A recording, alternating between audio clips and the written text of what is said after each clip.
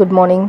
நல்லி கொஞ்சம் வாங்கிட்டு வந்தது, அந்த எலும்பு இருந்துச்சுங்க. அது மனசுக்கு உறுத்திக்கிட்டேன், சின்ன செய்யணும் அம்மா ஞாபகம் வர அம்மா ஸ்டைலில் செஞ்சுருவோம் அப்படின்ட்டு கொஞ்சம் வெங்காயம் அரிஞ்சு ஒரு குக்கரில் போட்டாச்சு.